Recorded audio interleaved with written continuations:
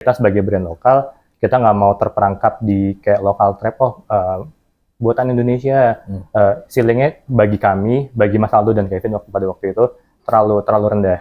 Ya lo butuh tas yang cukup stylish, tidak awkward ketika lo ngantor, tapi juga nggak yang ngepang banget, atau yang kayak technical bag kayak tas gunung. Buat anak-anak startup masih dapat lah ya kasarnya. Anak-anak dong, ayo pada beli startup. Ya balance lah, boleh customer minded banget atau customer centric gitu, tapi nggak semua bisa lu garap customer gitu. Iya, kita nggak bisa menyenangkan semua orang. Kan? Iya gitu, tetap aja gitu. Maksudnya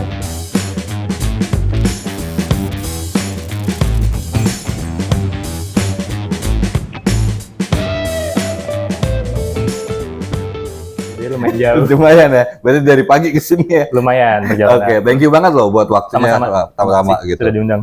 Jadi gini Mas, maksudnya gue pengen ini dulu sih sebenarnya, dari nama aja kan Dennis banget nih, ya kan, udah live behind bars gitu. Maksudnya ada filosofinya gak sih dari penamaan itu startingnya? Oke, sebetulnya nggak yang gimana-gimana ya.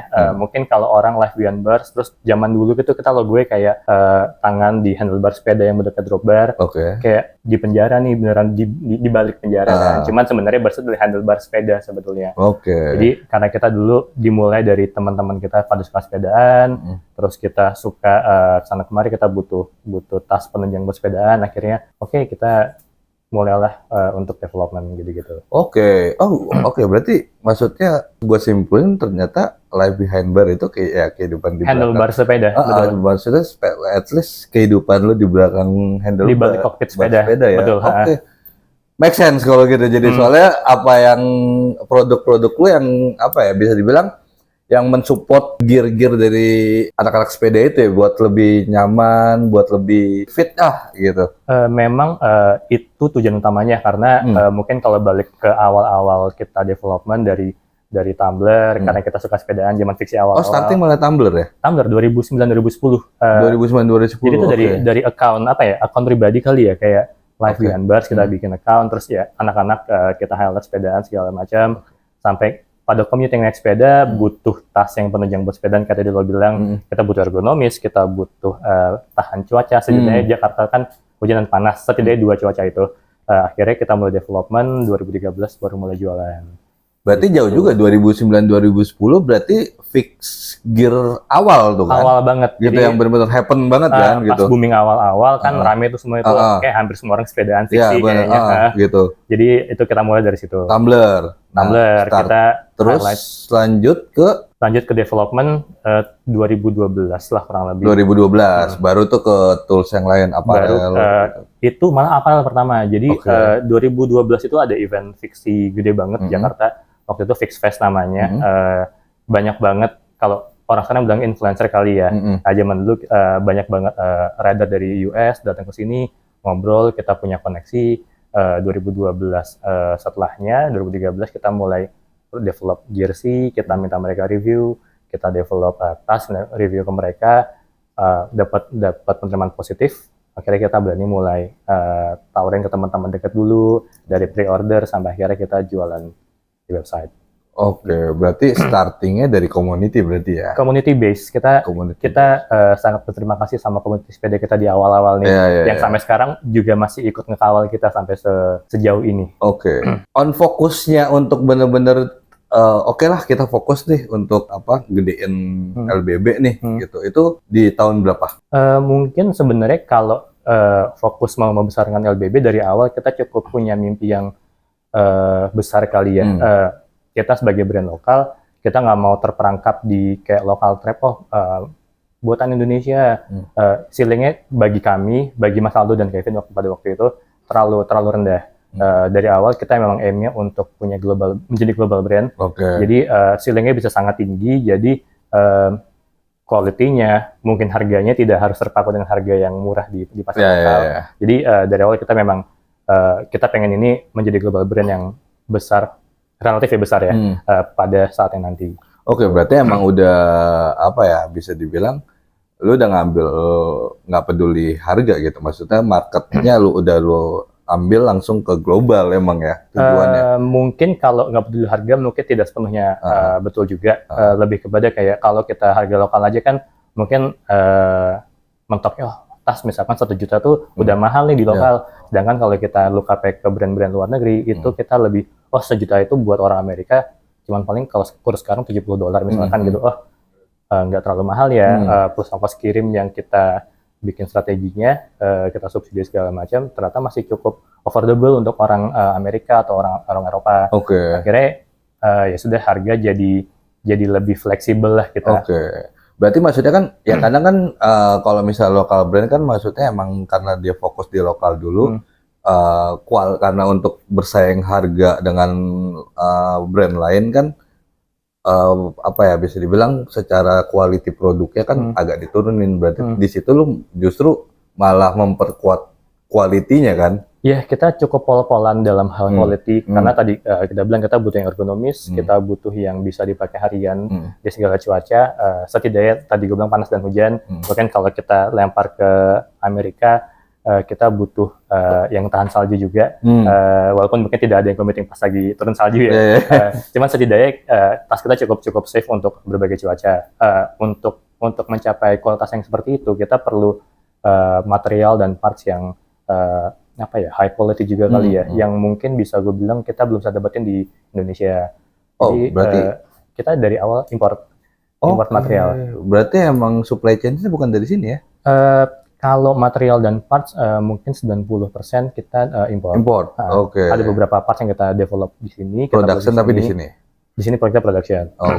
Berarti material emang udah dari luar ya. Tapi lo nggak nyoba nyari di lokal untuk material? Tentunya di awal kita coba menyelami pasar lokal dalam artian kayak kita nyari material buat tas yang cukup oke. Cuman mungkin andai kata ada pun kita tidak bisa pertanggungjawabkan continuity-nya. Jadi, gue dapat material bagus sih sekarang, let's say 1000 yard gitu. By the time ini habis, kita mau nyari lagi kayak kita nyari kemana nih? Sedangkan kalau kita rely on material dengan brand yang sudah settle, kayak mungkin gue boleh sebut mereka Cordura atau X-Pac dari Dimension Polyad, itu mereka kan cukup continuous development kan. Jadi stoknya pasti ada, mereka akan ada produk baru di kemudian hari, kayak gitu sih. Tapi maksudnya kita ngomongin secara agak ke bisnis dikit nih jadinya, kayak maksudnya lu barang import aja udah lumayan cost kan gitu dari ekspedisinya gitu. Kedepannya nih ya pasti ada lah maksudnya yang bisa di lokal yang membuat itu gitu, atau lu membuat sendiri gitu maksudnya, ngerti? Secara ekosistem bisnisnya gitu. Karena untuk kalau bisnis kan secara skala panjangnya kan emang harus membuat untuk mengepres cost itu kan gitu. Tapi sampai sekarang emang belum nemu aja ya atau? Kita udah pernah beberapa kali development di sini, cuma memang hasilnya kurang sesuai sama apa yang kita mau. Jadi kita sampai sekarang kita tetap import dari luar, even kita develop beberapa bahan sendiri. Itu juga pabriknya di Vietnam dan di Cina. Kita kayak kita mau bikin bahan buat bagian dalam tas nih misalkan, kita butuh dengan ketebalan sekian, dengan weatherproofing levelnya yang sekian. Kita development, sampling itu juga dari luar. Karena paling clear adalah, paling jelas adalah quantity di sini tuh MOQ gede banget. Untuk brand lokal, mungkin gue bilangnya UMKM kali ya BB ya. Small entrepreneur lah. Itu terlalu mahal costnya. Jadi kayak kita harus komit dengan let's say 10.000 yard, 5.000 yard di awal, itu bagi kami terlalu berat.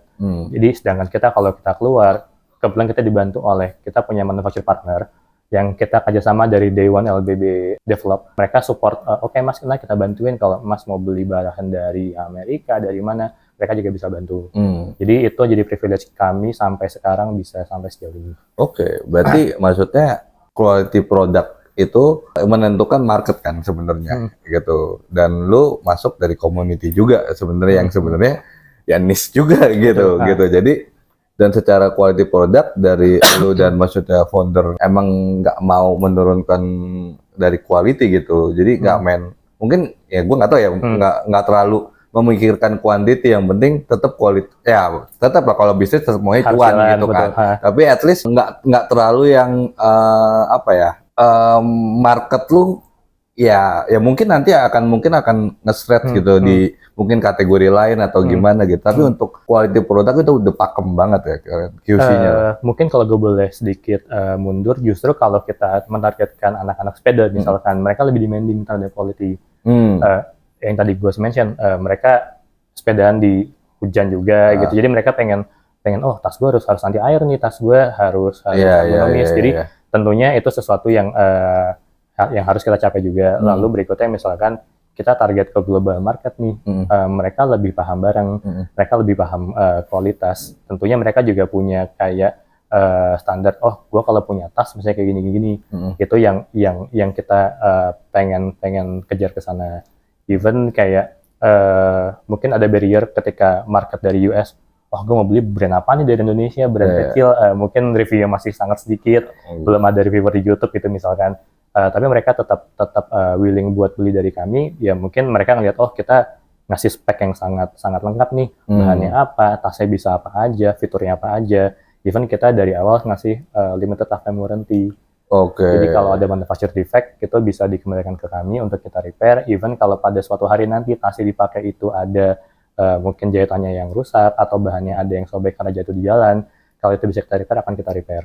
Oh, lu menyediakan after sales ya berarti ya? Iya, karena kita cukup kita jualan, kita pengen tas kita laku, tapi kita juga bukan mengencourage orang buat lo beli enggak. Kita mungkin agak sedikit kontras kali ya. Kita nggak pengen mendukung consumerism, tapi kita tetap jualan while maintaining si barang ini tidak menjadi menjadi sampah yang nggak kepakai, jadi malah limbah yang mengotori lingkungan gitu sih. Jadi bisa mungkin tasnya ini awet, kalau rusak di repair lagi. Kalau lo butuh tas yang lain, ya kita ada tas dengan tipe yang lain yang bisa menunjang kebutuhan lain. Atau ada konsep tuker tambah? Belum sih, mungkin di kemudian hari bisa ada lah konsep gitu. Kita jalanin. Ya, karena kalau sekarang belum. Ada yang udah dari ngejalanin kan brand-brand itu kan. Karena kita ini sih Mas, kita belum punya resource-nya untuk mengolah tas yang sama sekali nggak bisa kita apa-apain nih. Mau nggak mau kita jadikan limbah, dijadikan yarn lagi atau dijadikan bahan lagi, kita belum ada resource-nya. Tapi kayaknya kalau misalnya market lu dan niche yang emang udah bukan UMKM lagi lu sebenarnya udah worldwide menurut gua, kayak ya sebenarnya kan bisa dengan ya tas yang second itu adalah macam brand ya kita jeans lah gitu kan, dia dijual dengan dengan ini barang secondnya tapi yang secara masih layak pakai gitu dengan harga yang jauh lebih murah, tapi ya itu impact-nya ke brand sih, harganya bakal lebih ini sih. Betul. Gitu. Ya, tapi make sense sih, maksud gue emang, tapi nggak sulit juga loh, lu monetize dari community. Sebenarnya community itu basicnya kan emang ya udah gitu, tapi lu bisa monetize dari community itu yang sebenarnya ini kan termasuk dari hobi kan. Gitu. Orang kalau semakin dalam untuk hobi itu mahal menurut gua. Hobi itu mahal dan buang duit. Nah, gitu. Karena kalau lu bilang hobi itu nggak mahal, hobi lu prakarya menurut gua sih ya. Bisa nggak juga. Gitu, kayak relatif mahal. Karena maksudnya makin lama lu kayak misalnya contoh misalnya ya mungkin saya sepeda yang relate gitu. Mungkin sekarang awalnya pakai dulu yang apa sih? Frame 26 dulu, Federal gitu 26, dulu. Terus lama-lama makin tahu brand Shimano, makin tahu ini, terus upgrade lagi anak-anak main road bike kayak makin gitu, dalam, ya. Makin dalam, terus makin gengsinya juga makin tinggi kan, gitu. Jangankan dari sepedanya gitu, equipment yang kita pakai pun juga menjadi gengsi. Jadi gengsi gitu, bahkan jadi dari topinya, dari dari kaosnya, dari celananya itu juga, menurut gue makin ya kalau hobi itu kalau lu bener-bener hobi makin dalam. Makin ya itu, tapi emang kalau gua asumsinya hobi itu emang buat burning money, buat stres lu sih. Gitu ya, temen lu juga ya itu yang lu bayar kan, temen lu ada di mana-mana jadinya kan. Gitu. Betul, itu kalau mungkin di Indonesia bisa kayak gitu ya. Cuman memang tergantung orangnya lagi sih dan hobinya apa juga sih. Dan kalau sepeda memang membangun community, tentunya kita berteman dengan siapapun di sini, jadi ya mereka yang ikut membesarkan LBB jadinya. Dan kalau tadi lo bilang hobi buang duit, nah justru memonetize community ini mungkin akan menjadi lebih mudah karena mereka tahu barang nih. oh gue punya sepeda dengan harga dan spek sekian, gue willing buat keluarin duit sekian, might as well kalau gue beli tas buat gue harian pun gue mau yang proper, jadi gue juga mau untuk keluarin duit sekian untuk kualitas yang pengen gue dapatkan. Iya. Gitu. Contohnya kayak gue kan dulu ya main motor lah gitu kan, main motor dari tadinya ya udah yang penting jadi motor ya dari custom terus jadi kayak ya jadi jalannya lebih dalam lah, ban aja pun juga jadi gengsi gitu maksudnya. Gitu. Itu yang menurut gua itu hobi gitu. Nah makanya tapi lu akan stay di market yang niche ini atau pasti kan ada dong mau ekspansi yang di luar, lu mau ngarep market yang di luar community dan mengedukasi sebenarnya untuk memperlebar market lah gitu. Itu ada kepikiran. Jadi gini, sebenarnya community itu yang yang ngebuat kita memulai dan kita menjadi seperti sekarang. Cuman tentunya kan brand harus berkembang ya. Kayak dan tadi sempat lo mention ini niche banget marketnya, apalagi kalau community aja gitu. Dan mungkin kita nggak cuma di sepeda aja, tapi di community yang technical carry goods itu kan cukup besar community di luar. Itu cukup nih sebenarnya orang-orang yang suka tas dengan high quality, dengan high feature. Nah, kita nggak bisa cuma ngandelin mereka doang. Nah, maka dari itu kita tentu tetap berinovasi, kita ngeluarin produk, salah satunya produk baru kita Transition tote bag yang baru keluar. Itu kita bilangnya casual marketnya LBB lah. Mungkin kalau orang lihat LBB kan rugged, technical banget, sedangkan tas yang ini kan lebih lebih casual lah, mungkin semua orang bisa pakai. Ini yang gua tahu yang bis 3 ini ya, sling bag, tote bag sama backpack ya. Backpack dan sling bag, betul. Dia punya. Oh iya. Coba. Ini kan tote bag. Kalau ini backpack, sling bagnya? Sling bagnya ada strap ya, tapi gue lagi nggak bawa. Oh, lagi nggak bawa, gitu. Ada attachment-nya di dalam. Ya kalau ini mungkin monetize-nya ya untuk ke market yang lebih lebar ya. Ini salah satu produk yang bisa ngebawa LBB jadi lebih luas kali marketnya. Ya. Tapi sebetulnya kalau kita ngomong produk-produk yang udah ada sebelumnya kayak backpack, itu tentunya orang commuting pakai backpack banyak banget. Even dia naik kereta, naik mobil, naik motor, itu banyak pakai backpack. Nah, dengan berbagai macam opsi yang ada di Indonesia, brand-brand ataupun orang luar yang berbagai macam opsi juga brandnya, mereka jadi punya, gue pin backpack yang size-nya, kan orang spesifik nih. Gue commuting bawa laptop, bawa baju ganti, misalkan gue butuh sekian liter nih. Abis lihat brand yang ada di pasaran, gue cocok sama LBB misalkan, kayak gitu. Jadi mungkin nggak cuma community aja yang kita incar, tapi pada akhirnya orang-orang yang commuting, orang-orang yang pakai tas, itu juga jadi marketnya LBB juga. Kalau gue boleh tahu, terbantu nggak dengan gaya hidup anak-anak sekarang yang lifestyle-nya lebih ya olahraga menjadi lifestyle gitu, itu terbantu juga gak? Mungkin kita nggak pernah ngukur sih sebetulnya seberapa impactful tren olahraga di bisnisnya LBB. Cuman kalau balik sedikit ke pandemi 2020, saat semua orang sepedaan, kita produk yang relate dengan sepeda tuh nggak banyak sebetulnya. Kita ada yang bisa di-attach ke sepeda, cuman ada ruler, itu handlebar bag yang taruh di depan, biasa buat handlebar.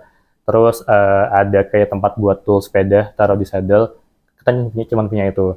Kita jersey sempat vakum, kita lama nggak bikin.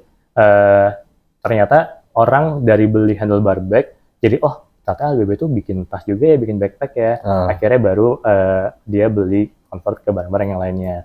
Terus kalau dilihat sekarang mungkin orang dengan lifestyle yang lebih sehat ya, olahraga gitu, mungkin sekedar ngebantu aja sih mereka buat ngebawa barang-barang mereka, kan mereka butuh bawa sepatu, gitu. bawa baju ganti segala macam. Kita punya backpack yang cukup besar, jadi ini berapa liter? Ini 34 sampai 40 liter. Ini tuh namanya Peloton Small. Kita punya yang lebih besar lagi. Itu malah produk pertama kita. Itu baby satunya LBB tuh, yang 2013 kita develop. Orang bisa pakai yang itu. Jadi kita kasih produk-produk yang sesuai dengan kebutuhan masing-masing. Berarti secara nggak langsung ya maksudnya tanpa lu ini ya sebenarnya juga udah keluar dari community juga sebenarnya kan gitu, karena kebutuhan dari orang-orang community itu kan sebenarnya gitu. Mereka mungkin after kerja harus olahraga, harus bawa baju ganti, harus bawa, apalagi kan tumbler, itu jadi jadi hits gitu. Karena kan namanya kita kan urban technical packs. urban kan ya, orang urbanisasi dari titik satu ke titik lain gitu, orang bergerak gitu, either itu commuting atau dia travel, ya itu yang kita incer sih sebetulnya. Jadi ya lo butuh tas yang cukup stylish, tidak awkward ketika lo ngantor, tapi juga nggak yang ngepang banget, atau yang kayak technical bag kayak tas gunung. Lebih casual, street to-nya juga dapat ya. Streetnya masih dapat, stylish-nya masih dapat, yet cukup technical untuk kebutuhan yang spesifik. Gitu. Buat anak-anak startup masih dapat lah ya kasarnya. Anak-anak dong, ayo pada beli startup. Oke, berarti dari tadi lu mention di luar juga banyak penjualan. Tadi mungkin yang gue mention di awal, kita goals-nya untuk jadi global brand. Jadi mungkin kalau lo tanya di luar banyak apa enggak, mungkin secara persentase sekarang ini di 50-50 kali ya. 50-50 lokal sama luar. Lokal dan luar. Tapi kalau kita lihat sebelum pandemi, itu mungkin gue bisa bilang 18-19 itu salah satu momen terbaiknya LBB. Itu mungkin 70%. 70% global? Global. Oke, rata-rata di mana? Dari 70% itu mungkin sekitar 60% itu dari US. Oke. Sisanya menyebar dari Europe, dari UK, dari Jerman, dari Prancis, dan segala macam. Oh, justru Asia nggak yang jarang ya? Asia marketnya ada, Singapura market kita paling besar. Justru 2013 itu kita, toko pertama kita yang nge-carry LBB, itu di Singapura. Oke. Jadi kita belum punya toko fisik LBB sendiri, kita belum punya consignment yang ada di Jakarta. Akhirnya salah satu ada toko khusus tas di Singapura yang nge-carry kita. Itu 2013-14 lah kurang lebih. Berarti justru startingnya lu dari luar ya? Kebetulan iya. Kebetulan path-nya diarahkan ke sana gitu. Oke, terus di sana masih ada sekarang? Sempat hilang. Jadi pada saat kita ke Singapura itu kita punya agreement untuk eksklusif. Jadi kita nggak bisa jual ke Singapura directly. Karena kita kan keluar kan kita direct semua dari website kami. Terus sempat off agreement-nya. Terus kita baru per tahun 2025 awal kita sudah ada lagi di Singapura tokonya. Oke, dengan agreement ini tuh? Enggak sih, dia eksklusif distributor, tapi kita tetap bisa menjual barang-barang yang dia nggak bawa. Kan kita produknya banyak banget nih, dan dia tokonya khusus tas gitu. Tentunya produk yang related sama sepeda dia nggak bawa dari sekarang kan. Cuman ketika nanti ternyata data penjualan, oh ternyata barang sepeda di sana laku juga, ya mungkin mereka bisa ikut ngambil juga barang-barang yang berkaitan sama untuk sepeda. Di Indo udah berapa store? Indo kita satu flagship store kita yang dulu di Bangka, sekarang pindah ke BSD.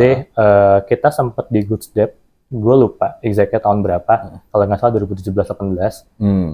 Cuman 1,5 tahun kalau gue nggak salah ingat. Kenapa mahal konten? Bukan gak mention ya. Jadi tentunya itu relatif ya mahal ya. Iya. Kan gue nggak mau mention. Cuman itu salah satu effort marketing kita lah. Karena tentunya Good Step marketnya sangat luas dari zaman 2017 kan. Gue lupa Bradspot berapa ya waktu itu kan, dari Bradspot terus baru ada Good Step. Ada kecerdasan bikin Good Step gitu. Bener gak sih? Gue asbun sih kayaknya. Bener anak-anak Bradspot gitu. Baru dia kan awalnya kan dari online justru kan, Good Step itu kan. Baru menuju ke offline kan. Buka store di PIM kan pertama dulu di PI kalau nggak salah. Di PI terus mereka nyebar ke PIM sama KPP ya. Nah kita naruh banyak barang kita di PIM.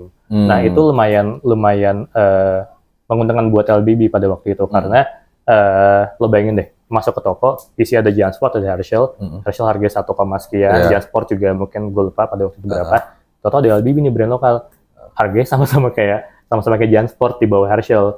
Oke, tengah-tengah nih berarti lo. Tengah-tengah. Terus orang ini udah brand lokal, mungkin memang relatif mahal, tapi bisa ngasih limited lifetime warranty, punya fiturnya banyak segala macam, jadi lebih appealing nih. Nah itu jadi salah satu marketing effort kita pas pada tahun itu. Di luar itu kita sempat nggak ada consignment store lagi. Gue lupa dulu di Kemang ada toko, gue lupa ya namanya apa ya. Ini Seven. Bukan lokal kok, dia nge-carry denim lokal segala macam. Si ini Jean gitu-gitu. Aksara ya? Oh bukan. Aksara. Di daerah mana deh Kemangnya? Kemang ke arah kantor Lawless sekarang. Sedang Lawless sekarang. Sekarang sudah nggak ada tokonya, baru tutup 2022. Lawless dulu sempat Dreambird dekat situ. Seberangnya. Cuman gue lupa. Seberang. Ya, yang dekat Hakka Dimsum itu ya. Iya, dulu ada Osradio itu di situ. Kenapa? Osradio kan? Sebelumnya. Oke. Itu sempat lama di situ. Terus di luar itu apa lagi ya? Oh ya gue tahu. Penny ya? Bukan. Ya? Penny kan Penny kan Bangka kan? Lebih ke Bangka. Gue lupa namanya. Ya udah, nanti kita search. Stockroom. Stockroom. Ya. Nah, itu kita sempat Stockroom lama. Kita termasuk tenan yang awal-awal merchant yang masuk situ. Terus kayak belum ada lagi sih sekarang. Cuman kita pengen sih suatu hari nanti kita ada di mall lagi dengan toko kita sendiri. Oke. Karena ya walking orang yang berjalan di mall kan itu termasuk market yang kita belum pernah sentuh ya. Dalam artian kita di Gojek kan orang masih masuk ke dalam dulu. Jangan kalau kita toko sendiri dari window display orang udah bisa lihat toko tas nih, tas apa nih, gue masuk deh gitu. Ya secara ininya brandingnya karakternya juga dapet kan. Kita bisa setup sendiri sesuai dengan apa yang kita mau. Iya gitu. Tapi ada kapan tuh kira-kira ekspansi? Kapan nih ke sana? Lo mau modalin nggak? Belum, kita belum masuk ke plan tahun depan. Tapi mungkin dalam 2-3 tahun ke depan kita harapannya bisa mall, harus mall gitu. Spesifikly di mall. Oke. Tapi lo ada ini juga gitu sih, bengkel sepedanya juga? Bengkel sepeda nggak ada. Berat tanggung jawabnya kayaknya. Berat tanggung jawab ya? Sepeda orang ntar kalau taman apa, brandnya jadi ikutan kena. Oke. Tapi ada turunan ya? Maksudnya gimana? Kan biasanya kalau ini kan bikin turunannya ya dengan beda brandnya gitu maksudnya? Belum, cuman mungkin ada kalau success partner gitu. Kalau yang related ke sepeda mungkin akan ada produk-produk baru nantinya mungkin spesifik banget buat sepeda. Mungkin kalau gue boleh mention spesifik ke apa ya, long distance cycling kali ya, sama gravel dan mungkin masuk ke running juga. Itu upcoming produk kita di awal 2025. Oke, soalnya gue ngeliat website lu kan udah ada jual frame. Nah, itu konsignasi. Itu sempat consignment. Jadi ada salah satu brand yang kita kenal juga. Yaudah kita terus mau nggak lo jualan di Indonesia nih, kita masukin frame pada waktu itu. Eksklusif dulu? Nggak eksklusif karena juga toko lain yang carry juga. Oke. Cuman kayaknya di market yang sekarang kalau lo tahu mungkin dengar sepintas market sepeda ya ketimbang 2020-2021 ya sangat-sangat lesu ya kalau dibanding dulu gitu. Jadi kayak terlalu berisiko aja buat LBB untuk ngebawa barang-barang sepeda. Ya, better main aksesoris ya. Iya, betul. Supportingnya ya. Betul, mungkin kita balik ke roots kali ya. Iya. Yang kita mungkin kemarin agak sedikit nih produk yang berhubungan sama sepeda, sekarang kita mulai cukup yakin lah bisa rilis di tahun depan. Oke. Untuk kompetitor di lokal ada gak sih? Gue nggak ngeliat ada ya. Mungkin tergantung kalau kita bicara dari kompetitor. Dari kompetitor gue ngomongnya. Mungkin nggak ada yang direct banget ya sama LBB ya. Ya irisan pasti ada kan. Irisan banyak banget. Dan beberapa kita juga kenal sama brand ownernya. Jadi kadang gue pribadi nggak suka menyebut kompetitor kali ya. Kita kayak teman-teman seperjuangan aja sih. Ya kompetitor kan secara bisnis kita ngomongnya. Betul, di belakang kita tetap ngobrol gitu kan. Gitu maksudnya. Kalau yang irisan pasti banyak lah. Banyak gitu. banget. Tapi kalau yang head to head itu justru dari luar gue ngeliatnya banyak. Gue mungkin terlalu pretensius sekali ya kalau bilang brand luar head to head sama LBB karena kita apalah kecil gitu dibanding brand luar. Cuman menunda untuk kepleset. Jangan dong, bahaya. Cuman mungkin kalau luar kita mungkin ada brand yang kita look up. Nah itu mungkin yang kita bisa bilang compete sama kita kali ya. Secara fitur, secara line up mungkin cukup berdekatan sama LBB. Ada beberapa brand luar. Oke, berarti kan ada influence lu ada kan sebenarnya. Iya, betul. Gitu. Oke. Order sekarang berapa? Kalau ya ini mau jawab, belum mau jawab atau enggak berarti average lah. Quantity atau number secara enggak quantity aja lah gitu. Quantity mungkin kalau tanya gue pribadi gue nggak bisa jawab secara valid kali ya. Cuman mungkin tim gue yang lebih tahu. Cuman mungkin satu hari mungkin ya kalau keluar tuh mungkin bisa kali 10-15 order sehari itu kan. Satu hari. Lokal juga mungkin karena kita ada marketplace juga di luar website, mungkin lokal bisa kayak ya 15-20 untuk marketplace. Nah ini kan itu di luar toko ya. Channel lu berarti gue bilang untuk di dunia sekarang udah lengkap nih. Mungkin kalau gue bisa bilang kita punya rumah sendiri. Iya, punya website dari 2013. Lu punya offline. punya offline store sendiri. Dan lu gabung di dev store online, marketplace itu kan. Marketplace di hijau dan oranye dan di merah kita punya. Kita juga punya beberapa consignment store. Merah apaan, Bos? Ya merah sih mungkin sekarang udah gak kedengeran. Sekarang MU kali ya. Jadi kayak udah redup kan, jadi gak kedengeran. Sorry. Merah itu Liverpool, Bos.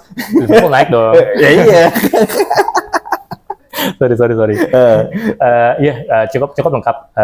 Dan mungkin kedepannya kita tetap rumah kita sendiri sih yang mau kita percantik. Ya supporting aja lah marketplace. Tapi secara penjualan nggak cukup. Kalau penjualan juga kan? Gua nggak bisa bilang supporting. Penjualan secara lokal kita kan baru buka 2020 di marketplace. Kita dulu cukup idealis lah. Kita web sendiri, kita web aja udah repot ngurusinnya, apalagi ketambahan hijau dan oranye pada waktu itu atau merah. Cuman pandemi. Behavior orang belanja tentunya agak sedikit berubah, terus mungkin convenient orang ketika check out di hijau, di oranye akan lebih banyak promonya, trustnya juga dapat. Nggak ada rek berpanda zaman dulu ada. Jadi kayak ya udah semua orang pada belanja ke marketplace. Akhirnya kita 2020 kita buka di marketplace. Surprisingly ya bagus banget penjualannya. Cuman kita di dalam internalnya kita sadar kita nggak boleh terlena sama marketplace. Konsumensinya akan naik setiap tahun, akan banyak batasan yang kita nggak bisa negotiate dengan mereka. Tentunya ya balik ke rumah sendiri kan nanti. Ya makanya ini gue bilang kan, secara kanal lu punya distribusi penjualan udah lengkap menurut gua. Offline untuk experience-nya, terus web store sama marketplace yang sebenarnya yang ujung-ujungnya lu harus punya rumah gak sih gitu sebenarnya gitu. Nah makanya ini kan brand-brand lain juga terutama ya, maksudnya ya kita Bandung lah yang paling banyak brand lokalnya gitu. Maksudnya mereka starting dari web store loh gitu, awalnya gitu, yang akhirnya ya mereka juga melebarkan untuk di marketplace juga gitu. Tapi ya ini mungkin sedikit bisa lo kasih tips gitu, maksudnya kenapa harus ada web store atau rumah sendiri gitu?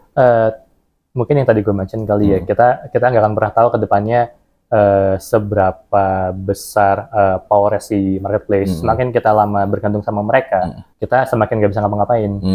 Dengan kita punya rumah sendiri, kita punya website sendiri, kita bisa beneran kita mau ngapain aja bisa. Kita mau mempercantik front end-nya, mau kayak gimana, kita bisa bikin journey kita sendiri. Even kalau kita mau compete dengan marketplace, kita mau bikin loyalty programs, kita mau bikin promo itu pun bisa sebenarnya. Cuman mungkin kita bertahap untuk lakuin ke sana. Jangan kalau gue takutnya kalau kita terlena sama marketplace, ya enak sih kita tinggal dipotong aja dari penjualan, ya, kita untuk biaya marketingnya gitu kan, kita juga kebutuhan marketing, betul kalau mention. Cuman tahun sekian atau mereka naikin potongannya semakin besar, ya udah jaga-jaga lah ya, gitu untuk save juga bisnis kan gitu. Dan mungkin kalau balik lagi tadi yang gue bilang di awal, kalau mindset kita mau jadi global brand kan marketplace, mungkin toko oranye bisa jualan overseas ke Malaysia, ke Singapura, ke Cina, cuman kan belum bisa mencapai ke market yang lebih luas lagi. Dengan lo punya rumah sendiri, lo bisa di-link sama perusahaan shipment, lo bisa di-link sama distributor, jadi lo bisa nge-distribute barang lo lebih. Shipment juga kan cuannya ada kan? Mungkin gue nggak bilang cuan kali, karena karena kan ada cashback kan? Kalau di marketplace. Enggak, di web store kan lo bisa dapat cashback dari shipping. Sekarang sih belum, cuman kita memang punya special price dari beberapa partner kita yang untuk penjualan untuk shipment keluar. Cuman mungkin gue buka sedikit dapur LBB, kita kan ada kayak subsidi shipping. Jadi misalkan kayak kita jual ke Amerika lebih mahal nih. Let's say ke lokal kita jual 100.000, kalau ke US kita bisa jual misalkan 180.000. Mereka ngebayar lebih mahal tapi shipmentnya nggak semahal yang harga aslinya. Oh, subsidi di situ ya. Lo bayangin deh, lo bisa beli tas misalkan $100 dan lo bisa datang ke tokonya langsung, atau ground shipping di US kan murah banget ya, atau even gratis gitu. Kalau lo order sekian gitu. Terus lo mesti beli barang dari negara antah berantah Indonesia gitu, nggak tahu nyampe apa enggak barangnya, kualitasnya kayak gimana. Terus lo harga sama. Ya ngapain gue beli di Indonesia, gue beli brand Amerika aja gitu kan, gue beli yang ada di sana aja. Nah, untuk mengakali supaya mereka mau beli sama kita, ya udah harganya kita cukup kompetitif dari base price barangnya itu sendiri. Harga jualnya pun juga harga shippingnya pun juga tidak tinggi. Kita subsidi sebagian, jadi shippingnya murah. Cuman 4 hari sampai US, 3 hari sampai US. Ya udah akhirnya mereka mereka memberi kepercayaan ke kita, ya udah mereka balik lagi beli, mereka kasih tahu ke temannya, oh gue baru beli nih dari Indonesia nih. Gitu. Jadi word of mouth-nya jalan di word of mouth di LBB masih jalan. Mungkin bentuknya mungkin nggak yang literally ngomong, bro, gue baru beli dari Indonesia nih, enggak, cuman di forum-forum kayak di Reddit tuh kita cukup sering diomongin. Oke. Gitu. Jadi ini juga tips juga buat brand-brand lokal ya, maksudnya buat ya tadi bilang, maksudnya kan kita juga partner lah gitu lah, walaupun kompetitor, walaupun enggak, yang untuk ternyata bisa loh kita jual di luar gitu. Tapi awalnya apa yang harus dipunyai sebuah brand untuk dipercaya market luar? Kalau dari pengalaman kami di LBB itu yang pasti website yang secara tampilan front end-nya, journey-nya itu setidaknya cukup. Kalau di beberapa platform kita punya kayak ada scoring gitu, journey-nya sekian, kecepatan website-nya sekian, itu tentunya secara teknis ya. Tapi di luar itu barang yang lo jual tentu harus bagus. Marketing yang bagus itu akan sangat mendukung, tapi andai kata barangnya sudah bagus, itu pasti akan menjual dengan sendirinya. Karena kita mungkin kalau LBB sendiri dari awal kita sedikit banget marketing effort-nya. Kita cuman mengandalkan kita bikin produk yang pol-polan, kita bikin sebagus sebisa yang kita bisa bikin, kita kasih spek dan video penjelasan yang sekomplit mungkin sebisa kita lengkapi, kita kasih opsi pembayaran. Kalau zaman itu kita bisa pakai PayPal aja kan, orang mungkin kalau yang nggak punya PayPal, setidaknya check out pertama mereka dari sisi bisa pakai PayPal. Sekarang kita punya berbagai macam gateway payment yang bisa mensupport kartu kredit, even luar pun bisa pakai cicilan. Kalau kita ada Atome, di luar mungkin ada Klarna, ada berbagai macam opsi gitu. Itu jadi memudahkan customer luar. Jadi mungkin kalau buat teman-teman yang lain, ya setidaknya itu sih. Tapi ada sekarang brand-brand lokal ini agensi banyak gitu maksudnya. Ya mereka banyak karena fokus untuk dari offline store itu juga udah rame ini, tapi mereka juga pengen keluar gitu. Maksudnya, lu juga mainin marketing ads juga, SEO, SEM. Itu kalau boleh jujur tuh baru banget kita lakuin, mungkin baru kayak 3 bulan terakhir kali ya. Ya kita pernah boost post di Meta gitu, atau kita running Google Ads zaman dulu, cuman sporadik banget. Mungkin per momen kali ya, kita ada momen promo apa misalkan yang kita ikutin dengan kayak misalkan Black Friday di Amerika, atau Cyber Monday kan nyambung tuh. Kita pernah sesekali naikin ads pada zaman dulu, cuman kita nggak pernah continue. Dan kalau dilihat ke sosial media LBB tuh kayak, ini aktif nggak sih brandnya? Mungkin setahun terakhir kita berusaha lebih konsisten kali ya dalam presence kita di sosial media. Itu dulu yang mau kita lakuin. Cuman kalau ads sendiri ya 3 bulan terakhir lah. 3 bulan terakhir. Itu pun juga nggak masif ya. Mungkin kalau gue dengar dari teman-teman brand yang lain kayak, gue spendingnya segini nih untuk dapetin sales segini. Ya kita belum apa-apa, jauh di bawah mereka pastinya. Berarti kan maksudnya menurut gua kalau bisnis itu kan masuk dari 3 ya. Berarti kan yang lu berarti dari produk, kan dari ada dari produk, dari personal branding, sama dari grup gitu. Biasanya kan selalu, berarti lu dari awal emang produk minded banget gitu kan. Dari awal produknya harus bagus banget sesuai dengan yang kita mau. Dan penetrasinya ini setelah produk udah baru mulai marketingnya dulu, tim udah mulai di build gitu. Timnya mungkin gue bilangnya lebih spesialis kali ya. Mungkin kalau zaman awal-awal LBB berdiri itu, gue kan early employee nih, makanya sekarang kebetulan bisa nge-manage LBB gitu. Cuman kalau boleh flashback dikit, dari 2 orang 3 orang sampai sekarang kita pernah ber-19. Ya termasuk intern, sekarang 12-13 orang, mulai pelan-pelan di spesialisasi per posisi. Walaupun tetap ada momen dimana kita tetap bootstrapping, tetap tim marketing bantuin tim yang lain juga, misalkan lagi orderan banyak, simple bantuin packing, atau mau ada kiriman wholesale yang keluar, kita bantuin packing juga kayak gitu. Soalnya kalau zaman kita dulu, by the way gue seangkatan nggak jauh teman-teman gue sama dia gitu. Maksudnya, gitu ya.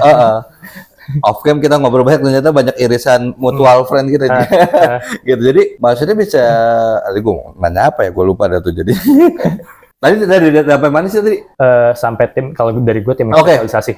Kalau zaman kita kan dulu nggak ada sosial media spesialis, ya kan nggak ada kan, writer, copywriter atau belum gimana. ada. Kalau dulu kan, ya, lu DKV kan, DKV gitu ya bisa sebenarnya. DKV. Ya itu maksudnya kan DKV ya udah desain gitu. Kalau sekarang kan udah ada sosial media spesialis yang banyak banget. lu gitu maksudnya gitu. Tapi soal ini agak personal ya. Lu ke DKV terus fokus di sini, DKV lu gimana? DKV ya nggak gimana-gimana ya. Mungkin bisa dibilang hampir sebenarnya gue tinggal kali ya. Cuman tetap mungkin, nah co-founder ini, Mas Aldo ini masih involved di perusahaan.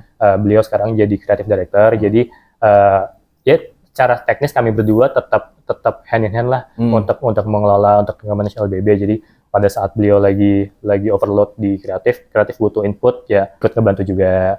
Pun pengalaman dari Mas Aldo untuk menjalankan bisnis LBB dari awal sampai sebesar sekarang, tentunya ngebantu gue juga. Gue butuh input nih di decision making yang mana gitu. Misalkan gue pasti tetap butuh bantuan beliau juga. Gitu. Berarti bisa dibilang kalau ini foundernya LBB siapa? Foundernya ada dua, Kevin Oy sama Aldio Plato. Yang aktif sekarang Aldio Plato.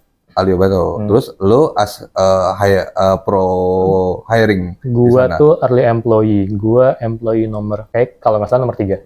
Tapi ada saham nggak? Ada. Ya udah tetap aja berarti kan salah satu owner juga kan? Iya, salah satu owner bagian berarti kecil sekarang bertiga? Sekarang kalau secara kepemilikan sih bertiga, tapi yang aktif 2 berarti Mas kan? Kevinnya sudah enggak, cuman kita punya business advisor kita. Jadi kita bertiga sekarang. Berarti kan basicnya lu ada business advisor ya, manajemennya itu ya? Dia mungkin kalau aktif secara day to day enggak sih. Cuman kita punya kayak regular meeting sama beliau. Iya, soalnya lu kan berdua ini kan kreatif banget nih. Kreatif gitu, manajemen bisnisnya ya di business advisor-nya ini gitu kan. Iya, tapi secara komposisi tim juga kita berusaha nge-build imbang kali ya. Walaupun mungkin secara di awal-awal secara kreatif dan development akan lebih heavy, lebih banyak orangnya. Secara operasional dan bisnis lebih sedikit. Cuman semakin berkembangnya LBB, kita juga sadar kita masih imbang nih antara bisnis sama kreatif dan development gitu. Nah, jadi ini gue lebih imbang sekarang. Seru nih, soalnya kan karena gue basicnya background gue juga sama. Terus ya sekarang ke teknologi gitu kan. Kan dari orang kreatif lo tau lah ya, pasti ada kadang idealisnya keluar nih gitu. Nah sedangkan produk harus in the market nih gitu. Nah ada gak momentum di mana? Pasti ada. Gue kalau nanya ada apa enggak pasti ada gitu. Tapi inisiatif apa cara ininya lu gimana menghandle itu? Balancingnya kali ya. Jadi tentunya gue dan Aldo kan sama-sama di kreatif, kita punya idealisme. Cuman untungnya kita sadar, untungnya aja sih sebetulnya. Sama kita juga punya tim yang cukup oke lah untuk imbangin dari sisi bisnis dan operasional gitu. Jadi berbagai macam decision making yang mungkin kayak ngeluarin produk baru nih. Gue dulu heavy di produksi, jadi gue bisa ngasih input banyak. Kayak kita pakai material ini deh, kita pakai parts yang itu deh, supaya secara COGS lebih sehat, harga jual juga lebih kompetitif. Nah paling itu cara ngimbanginnya. Jadi mungkin dari sisi produk kali yang lebih banyak. Jadi Aldo dan tim nge-develop produk yang sedemikian rupa. Gue paling ngasih input, nih kalau lo kayak gini nih desainnya nih pemakaian materialnya akan terlalu banyak nih, yang mana akan membuat COGS-nya lebih tinggi. Gue sarankan untuk coba deh polanya kita efisiensi, harganya part-part yang mahal kita kurangin atau kita replace dengan kualitas tetap sama, tapi harga lebih murah kayak gitu sih. Tapi menurut gue emang entrepreneur itu harus ada sisi idealisnya. Gitu. Harus, karena kalau enggak identity lu hilang. Betul. Gitu. Kita nggak punya identitas, kita mungkin ceilingnya juga cuman ya, yang penting jualan aja. Iya gitu, maksud gue.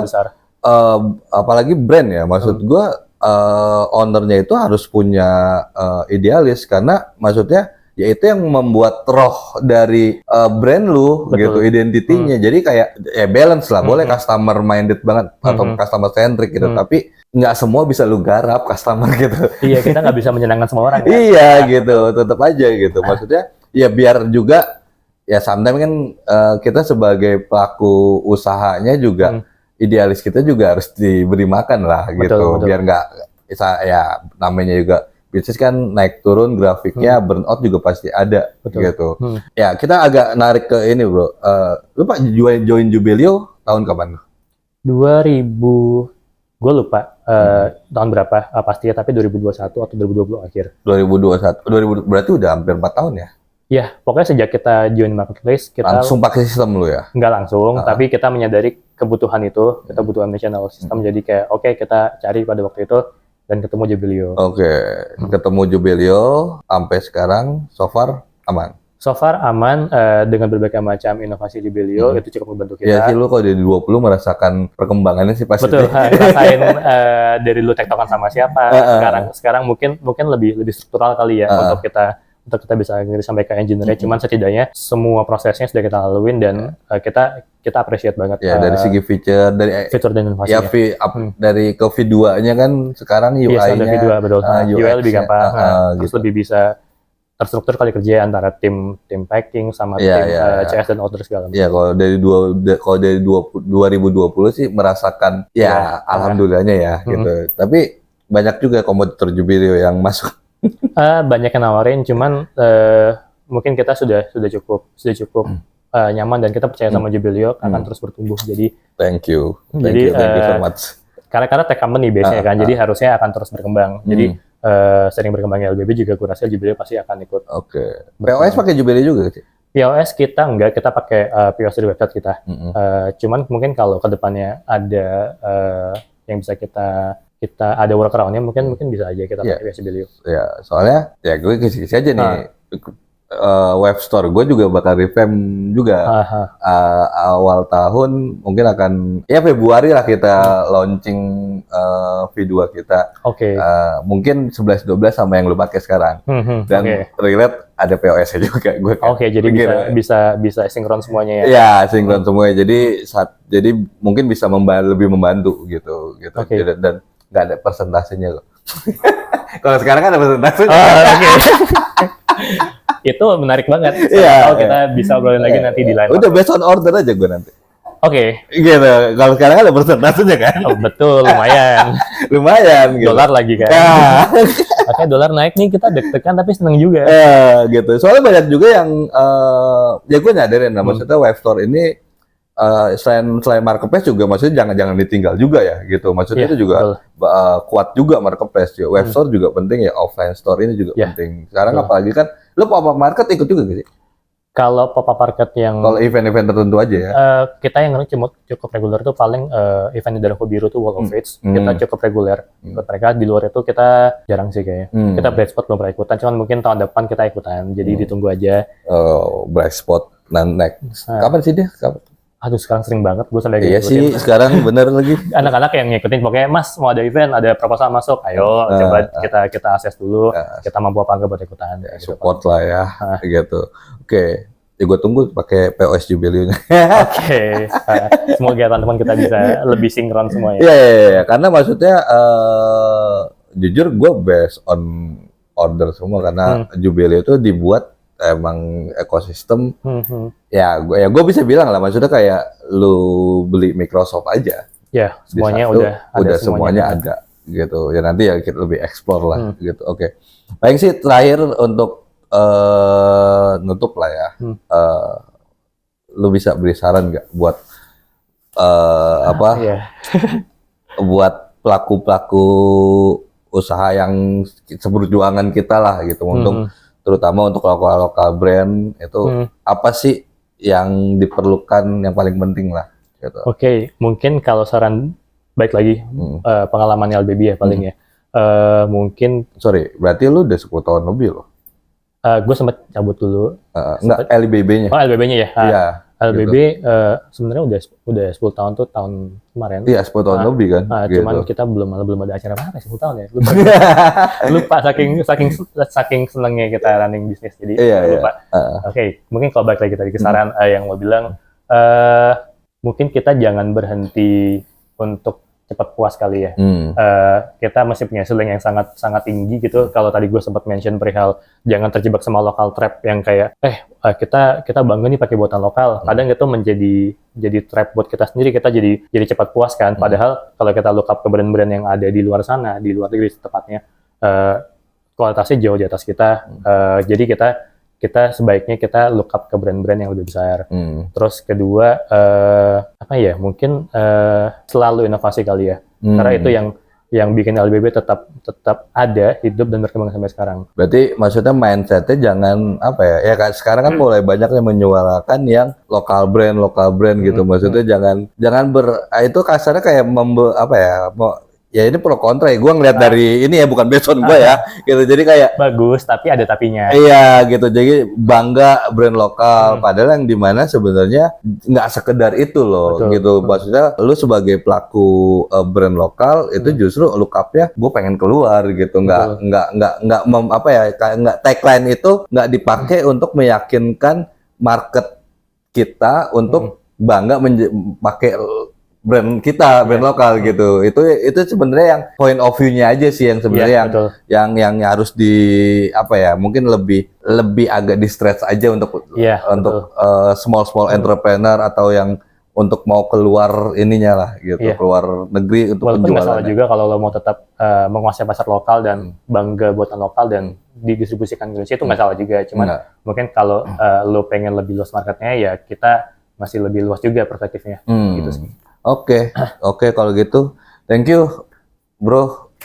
Waktunya udah jauh-jauh nih dari. Terima kasih juga udah diajak ke Jubelio ke sini. Jadi kalau misalnya mau beli produk lu berarti ada di marketplace. Di marketplace hijau, oranye, merah ada. Oranye, atau di website website lbbjkt.com. lbbjkt.com. Mungkin nanti di ini ya, ditulis di kalau main ke gitu toko, ya. bisa Gitu. Oke, terus kalau main ke toko di BSD ada di Rawabuntu. Bisa googling Live Behind Bars atau LBBJKT, nanti akan keluar alamatnya. Oke, atau bisa follow juga Instagram di LBBJKT gitu. Oke, jadi ini semua channel dia makan loh sama dia. Ini maksudnya good loh, experience-nya ada kalian. Tapi sorry, ini jadi panjang lagi. Ada nggak lu bakal buka store di pusat di Jakarta? Sekarang, gue lupa, kita punya satu consignment store di Jakarta, di Cycloop, apa nama tokonya? Pokoknya di Jakarta Selatan ada satu. Harapannya sih mungkin 1 tahun ke depan nggak hanya di mall, mungkin kita juga punya menambah channel-channel toko consignment di Jakarta. Di Jakarta ya, soon ya gitu. Dan maksudnya. Mungkin kalau di Bandung kita baru ada di awal tahun, di Jogja mungkin tahun depan juga ada. Oh, Bandung lu malah ambil duluan ya dibanding Bandung baru tahun. Teman-teman sepeda juga di Back System kita baru naruh barang di sana. Cuman kota-kota lain semoga. Amin. Mudah-mudahan bisa jadi ya di Indonesia bahkan minimum 100 cabang lah. Kurang ya. Kotanya ada banyak. Oh iya benar. Kota sekarang ada berapa sih? Belum, nanti ada pemekaran lain. Oh iya benar. Selain. Amin gitulah. Oke. Thank you waktunya ya, paling segitu aja dari kita kali ini. Terima kasih banyak. Ya, thank you. Assalamualaikum.